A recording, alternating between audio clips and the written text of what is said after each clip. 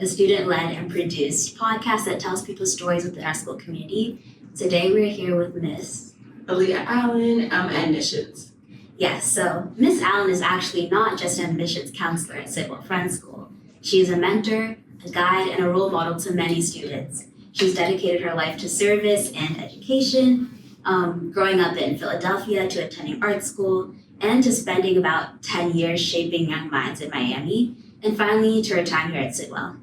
As a Black Student Union advisor, she's created space, support, comfort, and inspiration for so many students here at Sidwell. And this marks her final year at Sidwell, but today we're excited to celebrate her journey, her impact, and the legacy that she leaves behind. Thank you for joining us, Miss Allen. Of course, thank you for having me. Okay, so our first question for you is more focused on your background. Growing up in Philly and attending Kappa, how did the arts shape you? So I attended a creative and performing arts high school, majoring in film, editing, theater, and a minor in dance. It was a very intense program. I spent a majority of my time being there after school, doing performances, shows. A lot of it really prepared me for public speaking, being comfortable in front of a crowd, but most importantly, juggling multiple things. It was hard to go from dance class to then running and grabbing a camera and setting up film to then changing and then being on stage and performing a monologue. So being able to balance everything really gave me a lot of exposure.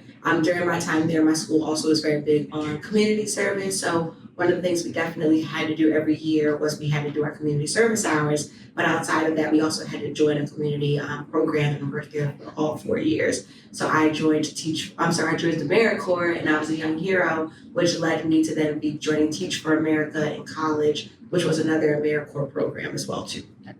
So from the arts to education, that is a pretty big, jump, right? Mm-hmm. And so what really led you there? Yeah. Going to Miami, I heard you even went abroad for some time in your school. So what led you to that point in your life? Yeah, so my mom is actually a teacher. She is currently the principal of my former kindergarten through 8th grade and also her former kindergarten through 8th grade. So I think just having a parent that was really adamant on making sure learning was outside of the walls. At that time, I think in 8th grade, I had won the history award in middle school, and I won an award from the Philadelphia Inquirer for research. And my mom took that to say, she really loves the old world history and sent me abroad in a program called People to People. So I spent my entire summer from 15, my 16th birthday was spent by the Trevi Fountain with some friends, just learning about different cultures, the Colosseum, everything all the way up from Malta to Paris. And I think after that, I understood how deep education could be, how immersive it could be as well. And then being that my mother was a teacher, one of the first things she suggested was that I try Teach for America just because I was really great with working with kids. And after that, I moved to Miami a month after graduating undergrad, and I was in Teach for America teaching in Chicago, and then transitioned to Miami, Florida, where I taught for the majority of my career.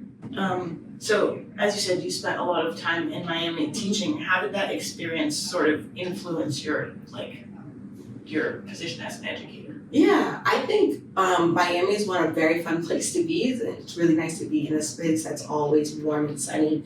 But one of the things I came into teaching was this idea that I would be able to connect with children regardless of their ethnic backgrounds. And being a woman of color, I just naturally assumed that I would be able to connect with all types of children, especially other Black children. However, when I got to Miami has a very island culture. So I understood that I am now African American, I'm not Haitian, I am not Cuban, I'm not Bahamian. So all of my students came with their own histories, their own backgrounds, their own celebrations, their own languages. So I really had to learn to educate myself all over again. So I had to learn about their cultures, not just from them, but through my own research, reading books, going to different events, trying to learn as much of the language as I could.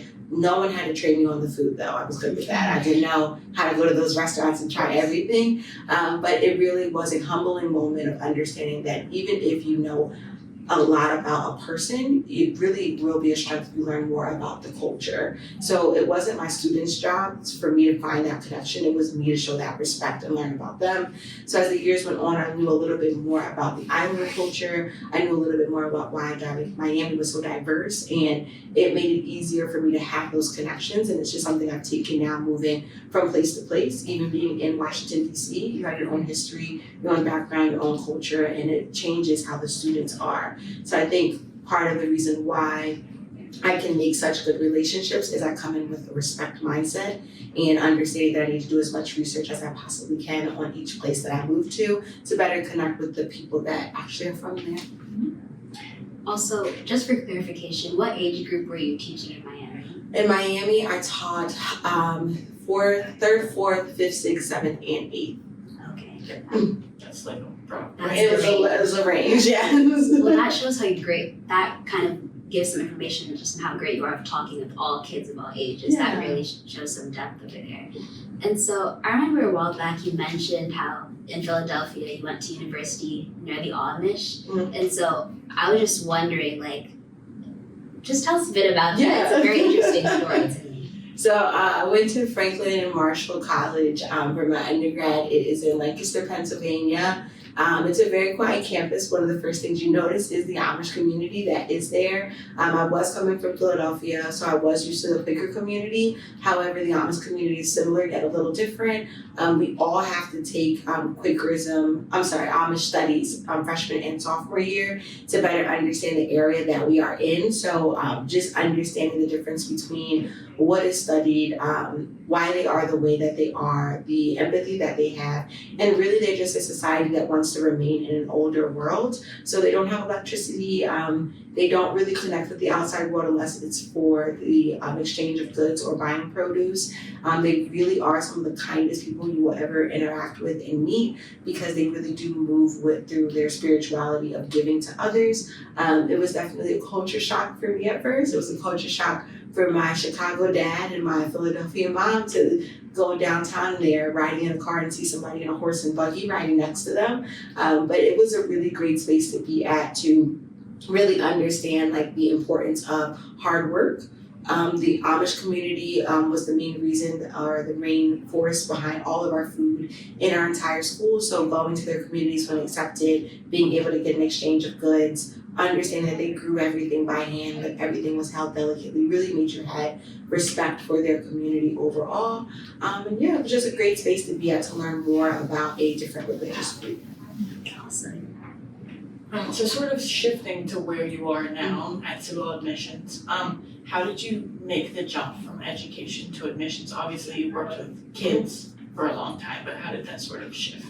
Yeah, so I, coming out of COVID, I went back to teach 7th grade again. And at that point, I really did teach almost every grade. When I moved to Philadelphia before COVID started, I actually taught 1st grade for the first time. And it is very fun, but very entertainingly scary, you know?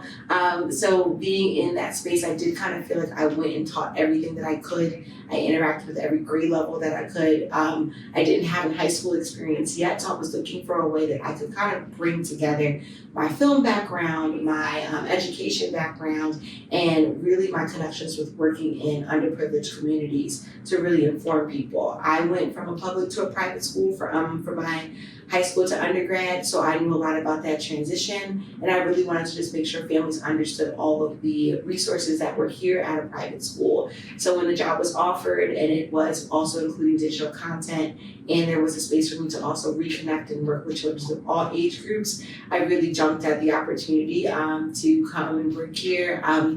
I was able to learn about all the different parts of DC, Maryland, and Virginia, and build connections with different schools there, and have meetings with families, and just talk about the importance of really making sure you know everything before putting in applications for your children and finding the best fit for your child. I think having those moments with parents and really leaning in with empathy and understanding of, I know this might be a little bit challenging, it might be your first child, it might be your last child, or your child in the middle, but really making sure everyone understood that Sidwell Friends has an open door policy, that people can come, that they can apply, that we are looking for the best, and it doesn't matter what your socioeconomic status is or what your racial background is. I was really happy to be the person to give that message as kindly as I possibly could, and because of that, some students have come through this process, have been accepted, and are actually doing very well. That's really amazing work, and it's really great to hear how you came here and about that. And so, DMV versus Miami. Oh no. I like the DMV more. I think Miami has its own identity. I think it's very warm. I think the people are also warm because of that. I think everyone is friendly and kind. However, I think the DMV area has its own history in terms of activism. I think the politics here really make it so that you students have the engagement to get involved. I love the museums and everything that is offered here. And I would say out of most of the cities I've lived in, this place is very naturally diverse. They have families from all over the world, and that's something that Miami did not have. So being in DC is just a space where I think you can actually grow as an individual. I love that. So I guess your job here, do you want to maybe talk more about it for our listeners who don't know? Yeah, so I originally started as the admissions outreach coordinator and digital content creator. For the digital content section, I worked with the communications team to produce a lower school, middle school, and upper school video to learn more about our school. For the outreach portion, I've gone to different public charters, private schools, to really just spread the word about who we are on our campus, our value system, our Quakerism, and why we are a good fit for most families. And now, this current year, I am the admissions counselor, so I'm working with all families pre-K through 12, guiding them through the process, giving information, and making sure everyone understands fully what they are really leading into. That includes interviews, that includes tours, and that includes even running our admissions work program. Students will help us push everything through and giving help to the SALT ambassadors as well. So now, aside from just your job, what has made your time meaningful here at Sidwell? And what is something that, a moment that's taken place at the school that made you think, this is why I do this is why I'm here? A moment that made me think. I definitely would say it was the Black Student Union showcase. I had never been in a school that had something of that regality and also history. So being able to be there and be a part of creating a show pre-K through 12 with over 100 kids all participating was something that was very impactful. But it was even more impactful to meet the alumni who were coming to see that show and to see that they were just so proud of all of the students that were here. And another day I think I'm always really happy or proud of is Founders Day. I think it's one of the days where we get to see all of you students together, middle school students looking out for younger school students at the lower school. I think those two events are my favorite two that I look forward to because it's very kid focused and it's also just a space where we are allowing you guys to really either enjoy yourselves or showcase your creativity. Definitely. Based on that, do you want to talk more about being a Black administrator, a Black person at Sidwell? Yeah, I think as you grow older, having people who look like you in certain spaces, especially education, is crucially important. I'm always really happy that the school really promotes diversity. One of the best things I did for my professional career here was we had to do equity, justice, and community training, and we had to do a program called SEED training, and that is where a majority of faculty from different cultures are brought together for the entire year to learn more about themselves and each other.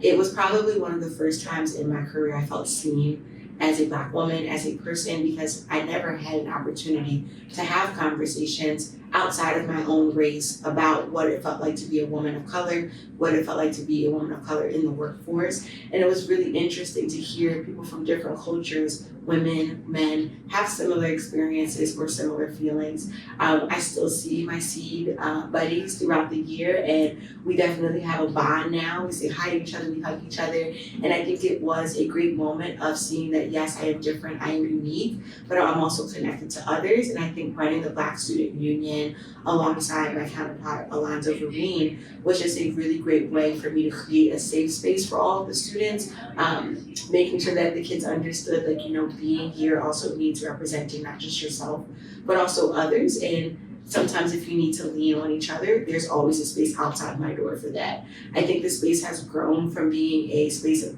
just African American students to a space that includes so many other students, but I'm glad that that is its foundation and it's been able to leap off into a different space. And it's just something I've always wanted to provide for children of color, being that I was a child of color that went to a private school as well and had that same space.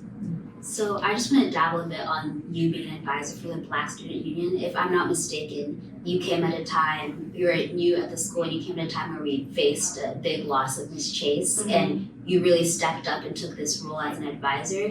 So what led you to make that decision in the first place? I think it was hearing about Miss Chase. Miss Chase seemed like someone who was just bubbly, energetic. Even though she is gone, just hearing about her personality, it felt like she was here well after that time. I think seeing the passion she put into the Black Girls Society, the Black Student Union, was something that I really wanted to make sure that I also emphasized. And I think I just wanted to really do a good job of making sure that everyone felt that even though she was gone, there wasn't someone coming to replace her, but to just be there as another form of support. I think at the end of the day, she would want all of her students to be safe and feel that they have a space to go to, and that was something I just wanted to provide for all of the students throughout Sidwell Friends. Wow, I love hearing that, and I definitely want to say that I've heard from many adults and people saying that you were like a warm hug after Miss Chase left to the community, and we all really appreciate you for that.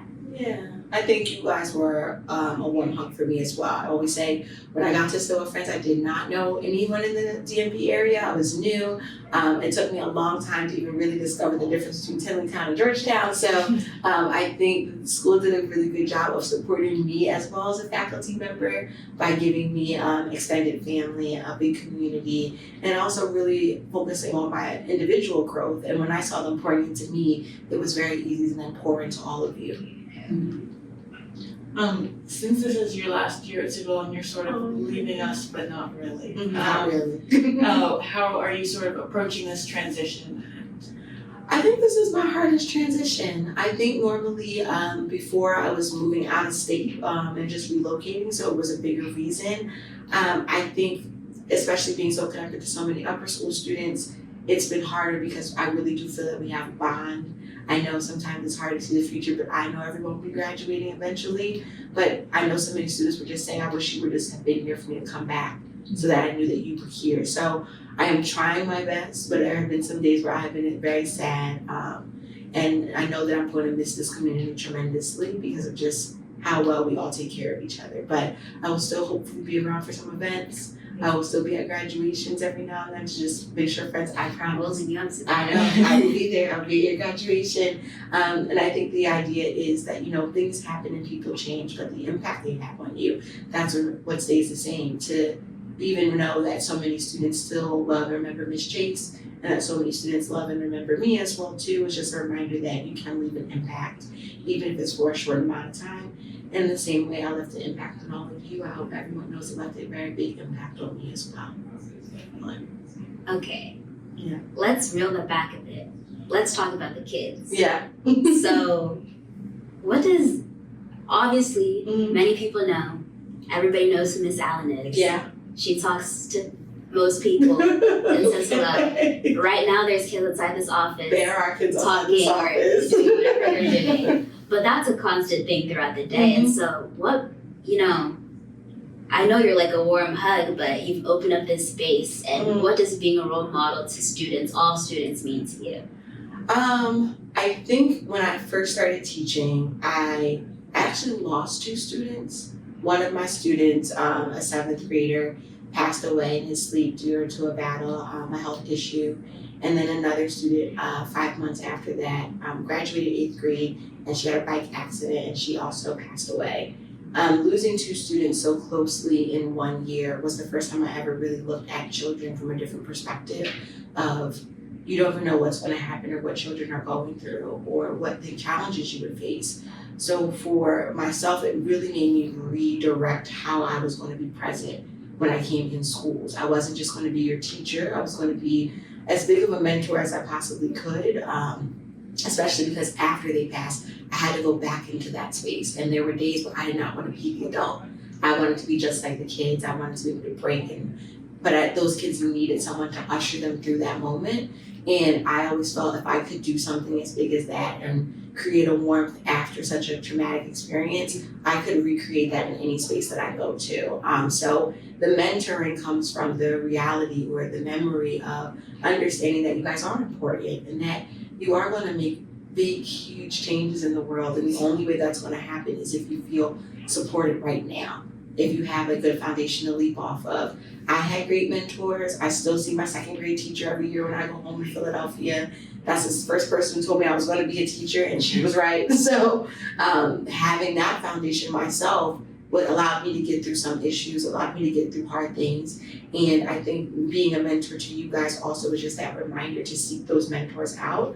I think it comes natural to me because I do enjoy being around children. I think you guys say whatever comes to your mind. I think you guys are open-minded. And I also think that you guys are very flexible, and I think it's something that adults lose. So being reminded and being connected to you guys about that, the mentorship goes both ways. In the same way that you guys feel like I teach you, you guys come in and sometimes teach or challenge me as well to grow. Yeah, also another interesting thing, the location of your office in this whole area down here has some historical significance. Right. And I wonder if any of that resonated with you when you came here or learning about that history, I don't know, shaped your perception of the school. Yeah, my one of my graduate degrees was in African American history. So when I heard that this space was actually the former kitchen for the Zartman House, I actually put up pictures of the enslaved Africans who resided here. The school is working really hard to identify everyone, and I also included the 2 children that lived here as well too, so that students remember that where you walk or where you go, everywhere is history. Being in this space became a reminder of how far we have come as a community and as a culture, but it also was a good reminder. The African American history class also comes down here, and they do classes in here so that students can see the space as well. I know this space might be changed over the next few years as the upper school is being remodeled, but I love that the school kept this history intact, and this is something that we often are allowed to talk about and speak about, because it is a great reminder of really what this country has gone through, but all the progress that can happen afterwards. So, what comes next? You know, we know that this is your last year at Sidwell. So what comes next, and what are you taking from here to your whereabouts? I think the thing that I'm taking from here is the moments of silence and the silent reflection. I've grown up around Quakerism, but I never had an opportunity to really engage in it. Doing or participating in meeting for worship, moments of silence over the past course of the 3 to 4 years that I have been here has been a reminder, or really a learning experience about the beauty of taking a pause or a break in the day to reassess, and being able to see you guys do it at different points, maybe in times when you don't notice that you're doing it, of just taking a break and really reevaluating how you feel is something that I will take with me. My next steps are to go to this new school and build a cultural pipeline of different students and diversity throughout Virginia. I'm just really excited about those steps. Long-term goals would definitely be to open up my own daycare in the future, mainly because I see on the age group I have not worked with yet. So I hope the little ones are ready. I'm sure they will. Yeah, I can't wait to see that happen, Miss Allen. And so, closing out, if you could leave one message for the Sidwell community and the students who really look up to you, what would it be? I think it is the quote that's always on my door that I say to you guys every day. Do you remember what it is? You don't have to have it all figured out. Yes. That is the quote. You do not have to have it all figured out. I think sometimes in life you get a lot of pressure, whether it's from your parents, whether it's from what your peers are doing, and you have to remember that life is a course. So there's going to be changes, there's going to be challenges, but it's not your job to figure out everything in one day, and definitely not before graduation. So just knowing that the only thing you have to really figure out is your wants and desires and the things that make you happy. If you can find those will be the things that'll be your anchors. Everything else, you don't have to figure it out yet. Thank you. Well, thank you so much for doing this. Thank you both so much for listening to me. You will wave to the camera. Goodbye, Karen. Bye. Thank you so much for listening, everyone.